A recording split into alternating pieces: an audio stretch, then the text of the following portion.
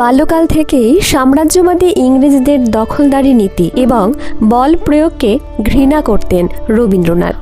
তার একের পর এক লেখায় উঠে এসেছে সেই প্রতিবাদী মনোভাব। 1919 সালের 13 এপ্রিল পাঞ্জাবের অমৃতসর শহরের জালিয়ানওয়ালাবাগে আয়োজন করা হয়েছিল এক প্রতিবাদ সভার। রাওলাটাইনে গ্রেপ্তার হওয়া দুই জনপ্রিয় নেতা ডক্টর শরীফুদ্দীন কিচলু এবং ডক্টর সত্যপালের মুক্তির দাবিতে সেই সভা। সেদিন আবার ছিল বৈশাখী উৎসব। চারদিকে উৎসবের আমেজে ভরা। মেলা দেখতে আসা বহু মানুষও কৌতূহলবশত ভিড় করেছিলেন সেই সভায়। সব মিলিয়ে প্রায় 20,000 মানুষের সমাগম হয়েছিল জালিয়ানওয়ালাবাগে। প্রায় 150 সৈন্য কোনো সতর্কবার্তা ছাড়াই গুলি চালাতে শুরু করে নিরস্ত্র মানুষের ওপর। রক্তে ভেসে যায় জালিয়ানওয়ালাবাগ। এই হত্যাকাণ্ডের পেছনে ছিল ব্রিটিশ সরকারের সেই ভয়ঙ্কর রাওলাটাইন।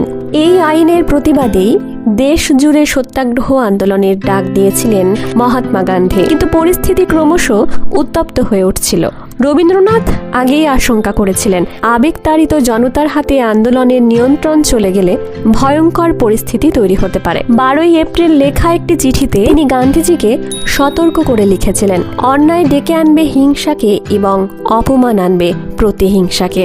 তার আশঙ্কায় যেন সত্যি হলো জালিয়ানওয়ালাবাগে। শান্তিনিকেতনে বসে প্রথম দিকে প্রকৃত খবর জানতে পারেননি কবি, কারণ পাঞ্জাবে তখন মার্শাল ল জারি হয়েছে। সংবাদপত্রের ওপরও চলছে কঠোর নিয়ন্ত্রণ। কিন্তু মে মাসের শেষ দিকে যখন ভয়াবহ হত্যাকাণ্ডের বিস্তারিত খবর তার কাছে পৌঁছালো, তখন তিনি আর স্থির থাকতে পারলেন না। রবীন্দ্রনাথ সিদ্ধান্ত নিলেন তিনি প্রতিবাদ করবেন, শুধু লেখনী দিয়ে নয়, নিজের সম্মান ফিরিয়ে দিয়েও। তিনি চেয়েছিলেন মহাত্মা গান্ধীকে সঙ্গে নিয়ে পাঞ্জাবে যেতে, ব্রিটিশের নিষেধাজ্ঞা অমান্য করে প্রতিবাদ জানাতে। কিন্তু গান্ধীজি সে প্রস্তাবে রাজি হননি। এরপর কবি কলকাতায় এসে কংগ্রেস নেতা চিত্তরঞ্জন দাসের সঙ্গে আলোচনা করেন প্রতিবাদ সভা আয়োজনের জন্য, কিন্তু সেখান থেকেও প্রত্যাশিত সাড়া পাননি। রবীন্দ্রনাথ ঠাকুর বুঝলেন এই প্রতিবাদ তাকে একাই করতে হবে। সেই রাতেই তিনি বসে পড়লেন একটি চিঠি লিখতে।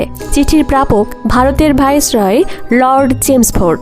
ভোর 4টে পর্যন্ত লিখে শেষ করলেন সেই ঐতিহাসিক পত্র। সেই চিঠিতেই তিনি জানিয়ে দিলেন ব্রিটিশ সরকারের দেওয়া নাইটহুড উপাধি তিনি আর রাখতে চান না। তিনি লিখলেন, নিজের সমস্ত বিশেষ সম্মান চিহ্ন বর্জন করিয়া আমি তাহাদেরই পার্শ্বে নামিয়া দাঁড়াইতে ইচ্ছা করি। জালিয়ানওয়ালাবাগের হত্যাকাণ্ড আজও ভারতের ইতিহাসে এক গভীর ক্ষত, আর সেই ক্ষতের বিরুদ্ধে রবীন্দ্রনাথ ঠাকুরের প্রতিবাদ আজও মানবতার পক্ষে উচ্চারিত এক অমর কণ্ঠস্বর। নমস্কার, আমি মন্দিরা। ভিডিওটি ভালো লাগলে লাইক, শেয়ার, সাবস্ক্রাইব করতে ভুলবেন না।